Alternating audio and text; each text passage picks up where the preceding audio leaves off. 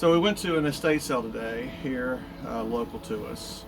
Angela found it on the listings on Facebook, I think, and so we had a few things that popped up on there whenever we were looking at it that looked pretty good. They looked interesting.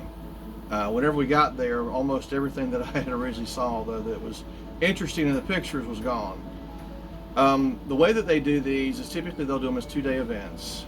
Usually it's a Friday and a Saturday. Sometimes it might be a Friday, Saturday, Sunday, and a 3-day, or just a Saturday and a Sunday. It just depends. This one here was a Friday and a Saturday event, and the first day they go through and they have like little tags, little colored tags, which indicate the price for the item, or they price the item individually. So some of the items that we went through and looked at had price tags on them, $5, $10, $20. But if they didn't, if they were lower cost items, they may have a red sticker or a blue sticker or a green sticker or a yellow sticker or whatever, or no sticker on it. And then you can just ask about those. So if you're going to go to an estate sale, my advice is to figure out, first and foremost, what kind of estate sale is it? They usually have two different types. One is an auction, an absolute auction. And an absolute auction estate sale, they just bring stuff out and just start bidding on it. And those are typically 1-day events, usually a Saturday, and they'll start early. 8, 9 o'clock in the morning, no later than 10, again, usually earlier than that, especially whenever weather's nice. And then they'll just absolute auction everything that's larger.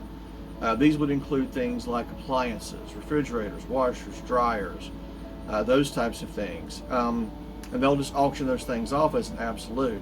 And then other things that are on prem, they just may go through and have those items individually priced, or they've broken them out into lots. And then they go through and they auction these off. The other type of is what we went through today, which really is like an indoor yard sale or a garage sale, depending on what part of the country that you're in. Here in the South, we typically have yard sales. They do have garage sales too, but yard sales is what you'll see typically, and everyone just flocks to them usually on Saturday mornings. This type of an estate sale really was more like a yard sale though, and they just had everything priced. They would allow some, limited negotiations perhaps on the first day, not a whole lot. Usually they're trying to recover the maximum amount of money that they possibly can for whoever it is that's been hired or contracted to do the sale. The second day, that's whenever you really get into your wheeling and dealing. And if you are someone who's willing to go and just kind of pick through stuff, look, see what's there, and make some offers, you can walk away with some pretty good deals. So today, we didn't show you pictures of all the items because some of these things really are not necessarily prepper or homestead related. I'll give you one example. I bought a full size like a leather style trench coat, which in a store might run you $100 or more for a full leather trench coat, hundreds of dollars in some cases. Price tag on it was $20. Barely fit me. I'm it was a little bit tight in the shoulders, but still fit. It was nice, very good condition. $10 in the end. I don't need a leather trench coat right now. It's October and 93 degrees here today. Clearly wearing a trench coat right now is not something that I'm going to be doing, but winter is on the way and you always need a jacket. And even if you don't need a jacket, maybe you can give a jacket away to somebody else. And for $10, that's a pretty good deal. It's a really nice trench coat, and that's just one example. The girls were able to pick up some other items, odds and ends, very nice clothing, items, those types of things. It was some really good values there. I think all total we spent about $100 on all the items that we bought. A little bit above that, not by much. And if we would have paid actual original prices for these, it would have cost, I don't know, for everything we got, $400 reasonably. Truthfully, is about what it would have cost. The inverter we picked up, as an example, was $30 on Amazon. It's $28.97 plus tax. So $30 on Amazon. I paid $10 for a 400 watt inverter. Basically like new, nothing wrong with it, no issues, really good condition. Picked up extension cord. You always need extension cords. Price tag on it was $8. I think I paid $4 for it today. So really good deals, and I always need extension cords.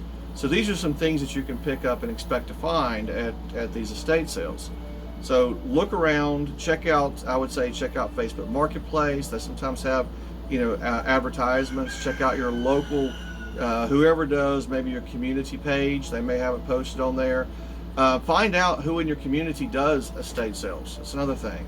If you see somebody online who does estate sales on a regular basis, like or follow them on Facebook, and that way you get notifications for these things.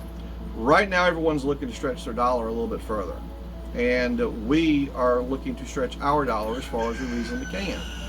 Doesn't mean that you need to go there and buy junk. Don't do that.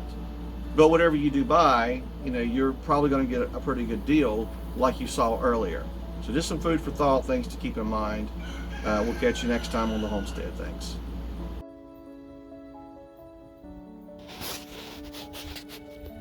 Welcome back to the channel, everybody. Just wanted to share you a couple tips today. We went to an estate sale in the area and we picked up a few items that might be good for preppers or homesteaders or farmers at a decent price. They have prices on them that's already on them, but we only paid half price for each item that was already there because it was close late in the evening and they was ready to pack up and leave, so we caught a little bit of an extra deal. We have a sander, brand new, that was in a box, hammer, little hand tools for the garden, hand tools for file, stuff like that, screwdriver. We got some light bulbs, mirrors for a four-wheeler, a bark collar. You always need that when you have a dog sometimes. We got a inverter. Always losing measuring tapes around here, so we always need them. Then we have a pump for some balls around here. And of course we got like 3 packs of the locks. You always need padlocks for any kind of gates or anything on your property, and they have the keys in there with them too. And you just can't beat them. They're super expensive anymore. So that's our nice little haul and a little bit of a thing to keep your eyes and ears open for local estate sales or yard sales. You can pick up little things for you that you can use around your homestead or farm, and you can catch them in much little better deals than you can just brand new. So thanks, and y'all have a nice day.